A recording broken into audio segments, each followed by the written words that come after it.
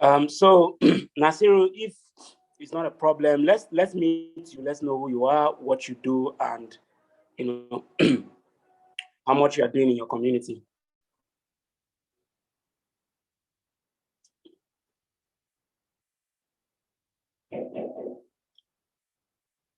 Nasiru, can you hear me? Yes, I can hear you. Yes, so let's meet you. First of all, let me introduce myself. My name is Dominic. Yeah, my name is Dominic, and I'm the founder of the Gentle Systems, which is the the organizer of TechXposed 2023. TechXposed is an annual event, it's a gathering of tech practitioners and enthusiasts at the same time, bringing them together to learn about new techniques, new tools, new ways that we could use technology and how they can leverage them. And as part of what we do in TechXposed, it is more of connecting people together, building a community of people in tech, and see how we could leverage each other to grow the tech ecosystem in our individual locations. And in 2022, we are opportune to have partnered with Bubble, and we have Suki, which is Startup Kogi Initiative and Founders Initiative Africa. We are partnering with them to make sure that this event is successful. We have a whole list of events lined up, and what we are doing right now is part of our community event where we are showcasing what people or community leaders are doing in the tech ecosystem. And for me, I think you also being part of this program today is a community leader and you want to make an impact in the tech ecosystem. And so you being here is no mistake.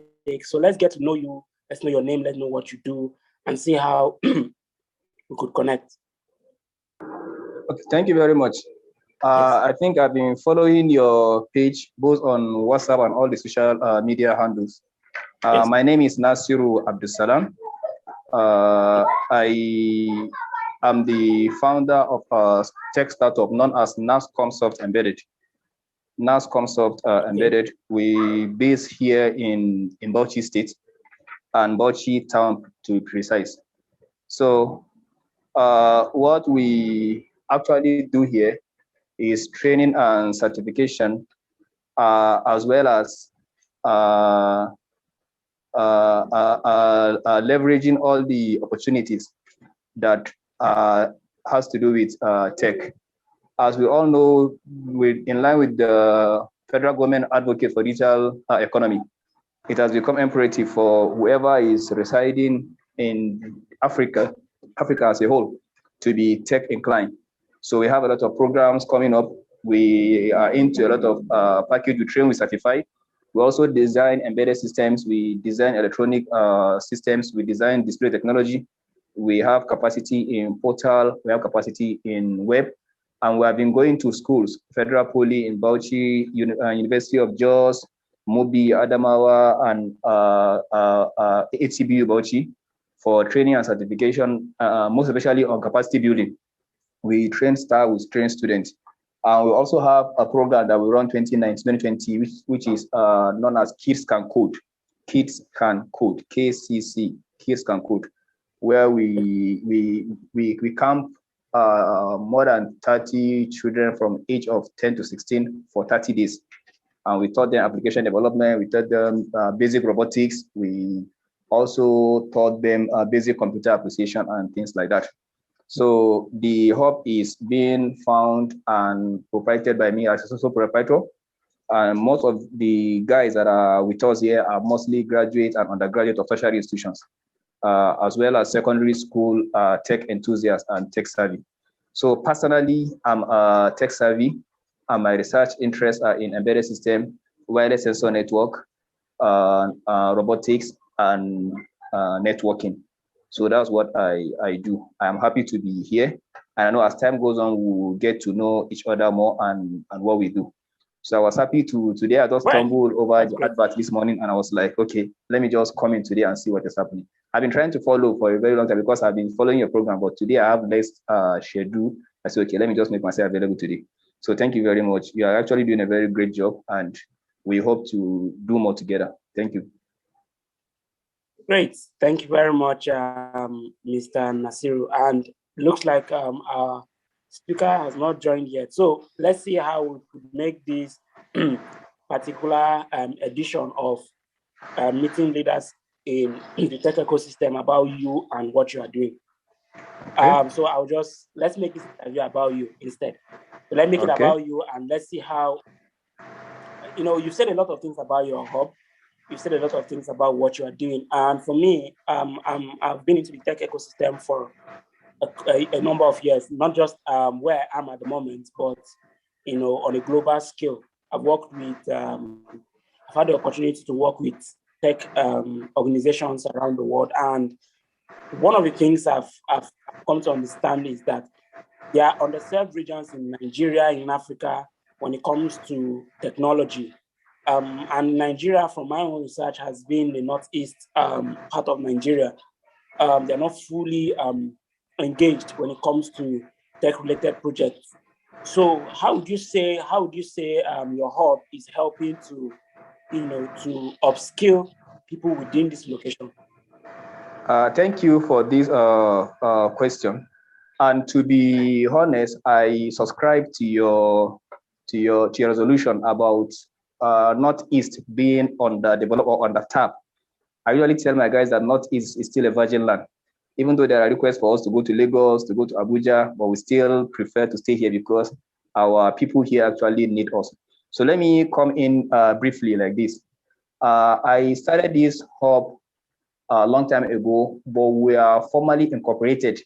I mean, there is a registration with CAC, CPN, and other bodies on the 1st of March 2019.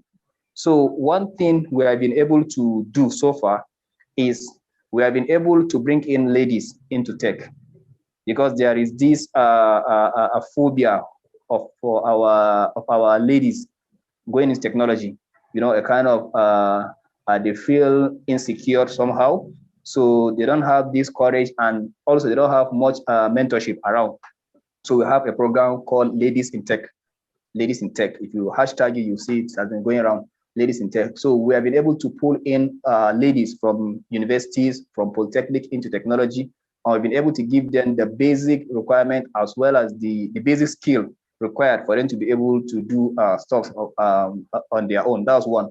Then two, we've been able to collaborate with secondary schools here in Bauchi, where we organize program during long-term break to see how we can bring in kids of age 10 to 16 to see how we can give them the basic skill that is required as it has to do with IT. We've been able to do that.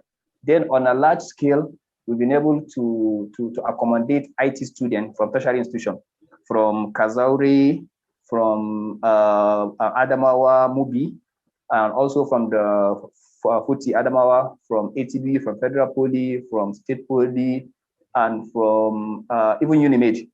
We have students coming to our hub for industrial attachment. Then one thing we're also able to do is there is this lost glory of engineering. If you look around, you hardly see a person that's actually doing something like this, like trying to bridge the gap between the practical science and engineering and the one we take in school. That's classroom engineering. We call it classroom engineering, where you go to the board, you do calculation, you do computations. Students are not actually seeing the practical implication of those things they are being taught. So it will now be as if tech is a scam. It will be as if engineering is a scam. I usually tell them engineering is awesome. So we usually see how we can bring them close and give them the basics. And to God be the glory, it has been very, very appreciative. Appreciative in the sense that the students have been able to give back to us what we gave them. As in, whenever tax come around, you can see them being able to give it a try, and at most point being able to solve the problem. So that phobia of engineering is difficult, of how I'm going to be seeing the practical application of engineering. I think in that area we've been able to do our best, and we're still hoping to put in more effort to see how that area can be taken care of. So exposure wise, we're there. Then aside that, again, the basic skill that is required in science and basically in engineering, that's the computer science, computer engineering, electrical, mechatronics, physics, electronics, physics engineering, and things like automobile engineering. To an extent, been able to to work with them. So to summarize everything, we've been able to expose people more and give them more confidence.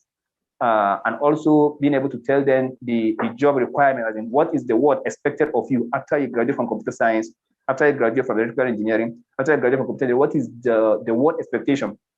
So are you actually working in line to that?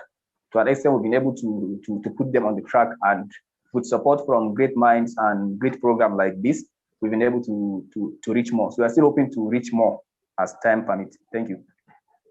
Great, that is actually amazing. You said a lot of things, and why I'm super glad that we're having this conversation is because, one of the things I figured out that we, as entrepreneurs first, two, as tech savvy people, is we need more people, we need more collaborations, we need more opportunities. And sometimes the opportunities come to us when we're actually putting ourselves out there. We're making sure that people are aware of our existence, first of all, and aware of the impact we are making. I mean, it's one of the reasons why we are doing what we are doing. It's one of the reasons why we are doing exactly what we are doing today. And we are super glad that we met you, because this is a huge leap for most people in this part of the country, especially when it comes to embedded systems. For me, for a long time, more people are more concerned about software than hardware. And embedded systems is more like a combination of both of them. Aside the hardware part, there's also the software part, and it's something that people need to know how to, upscale themselves in that particular line, which is actually very amazing for what you guys are doing over there. So, being somebody in Bauchi State and knowing the limitations coming, there are limitations obviously you've experienced so far within your journey. What has been your key motivation? What has been your key motivation towards breaking all the limits that have been created over time? Actually, as you've said it all, there is limitation. It's not like oil that people can put money into and invest in, and in the next few months is to get your return. It's not like the telecom or the music industry, where you can easily see an upcoming artist, then support him with the hope that if he blows, things are going to come back to you. This is tech. And one good thing with tech is that tech takes time to appreciate, especially the embedded system aspect. I was at NCC conference 2019 at Aptidia in Yola. I was able to talk to some great minds and bring them back to tech is not all about software alone. Tech is not all about building website. It's not all about building application. It's about having a place like Shenzhen, where we call it the Silicon Valley of hardware. Regardless of how good you are with your software, you still need a machine to run it, which is the hardware. And if you look around now, we have very good radio technicians that can repair radio, that can repair television. But the recent one we are having now are like LEDs, one with chips. So when they have problem now, these guys have issues on how to reprogram those TV, to reprogram those hardware in the market. You can see. So now, with all those challenges, so I see it as a kind of a motivation that how will my hub make people be aware that they can actually do these things without much stress. So the motivation there was just the fact that when you see people coming into this, understanding it, and combining it also with their own inbuilt talent and being able to do amazing things, it's like that's the motivation. So to crown everything or to make it all easy for comprehension, people don't support tech. Especially we here in Northeast, we know that. So if you're going into it, that's something that you have to sacrifice a lot for you to be able to get. So one of the things I usually do to make sure that my guys don't get tired or those coming don't get tired is, as we are going into the tech, we also look at what to call the technopreneurship. That is the money-making aspect of the tech. So I make sure they have one thing or the other that they do to give them small change so that they can use it to buy data, use it to buy modules, use it to buy components to be able to finance the tech. Because if you say that they should go directly into the tech, to take them time. It's a journey of 2, 3, 4 years before you start making anything, because you need to go and understand so many things, so many electronics, so many coding, so many hardware platforms, so many things. So while on that, if you don't have any support financially, of which your parent will know because they're not even seeing it, you can't tell your parent to give you 100K, you want to go and subscribe, which kind of one subscription they get you? Or okay, mommy, I want to buy drone kit, 120K. How possible is that? Maybe I want to buy a robotic kit, 60,000 naira. Who will give you that? Definitely no one. But if you're into other things, maybe like selling of data or selling of recharge card or selling of all these hoodies, I make sure I have something basic for them to do. So with that, they can have little money to be able to focus on the journey. And as we are doing that, I believe that in learning we teach, and in teaching we learn. So the more I teach them, the more I also learn. Another thing again is that I don't have enough funds to give those guys around me in terms of trying to pay their bills. So the only thing you can do is to give them like a side hustle that they will use to finance the tech. And as they grow, that's when you will now start getting the return. When a job comes and you share it among them and they're able to do it, you see, so it will reduce cost. We all know that startup issues globally is like strength or ability or capacity to retain experts. We all know that one is normal. You hardly retain experts as a startup. But one thing you can do is that you can have those around you, train them, give them what they want, and they will pay you back. So the motivation was the motivation is just like the joy and the passion for the game. The passion for the game, seeing how we can have more tech inclined guys, hardware side, hardware wise, software wise, and most especially the embedded system wise. So that has been the motivation, and it has been very appreciated. Thank you.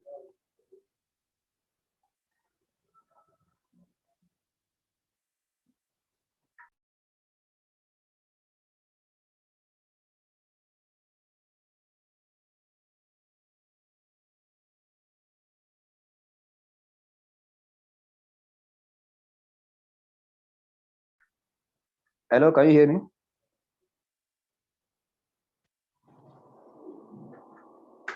Hello, can you hear me? Hello?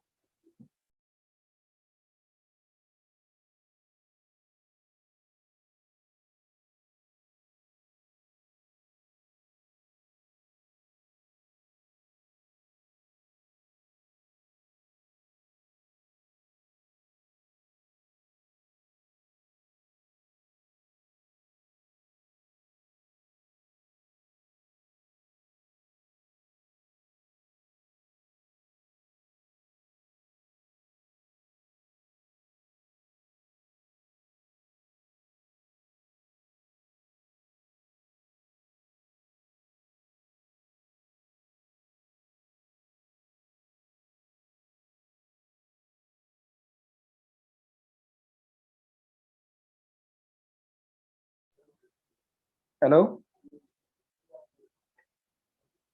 Hello?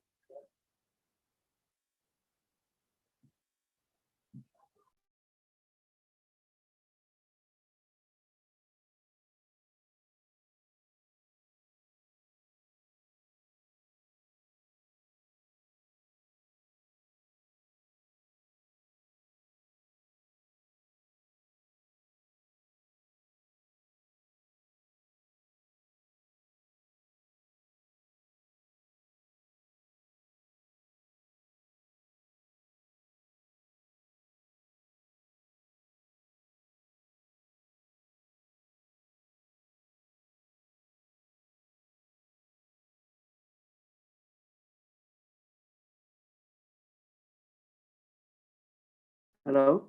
Hello, can you hear me? Yeah, sorry about that. I think I understand. It's network, yeah. Yes. So so sorry about that. No problem. Yeah, so you were saying something about helping them have entrepreneurial attributes so that they won't be able to they won't lose interest in it because of maybe they don't have the funds to back themselves up.